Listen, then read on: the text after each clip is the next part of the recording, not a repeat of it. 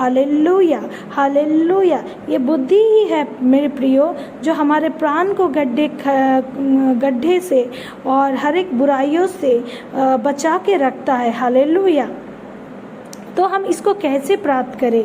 परमेश्वर के डर भय में। और परमेश्वर का डर भय कैसे हम माने? परमेश्वर के वचन को जानने के द्वारा। और जब हम उस वचन से कनेक्टेड रहेंगे प्रियो, तो क्या होगा कि हम क्या करेंगे? परमेश्वर के आज्ञाकारिता में चलेंगे।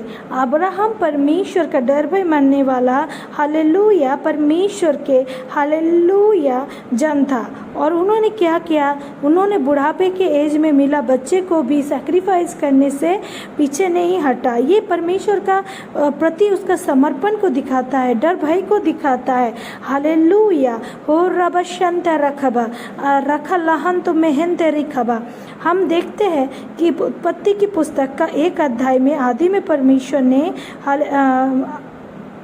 परमेश्वर का आत्मा पृथ्वी बेडौल और सुनसान थी और गहरे जल के ऊपर अंधियारा था और परमेश्वर का आत्मा उसके ऊपर मंडरा रहा था। हालेलुया। परमेश्वर का आत्मा मंडरा रहा था।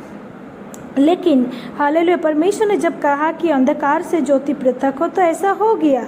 और रबा शखे लेमेन तो खोरी अंतरबा।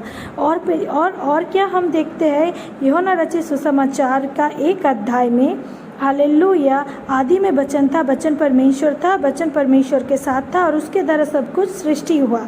हालेलुया। तो क्या है?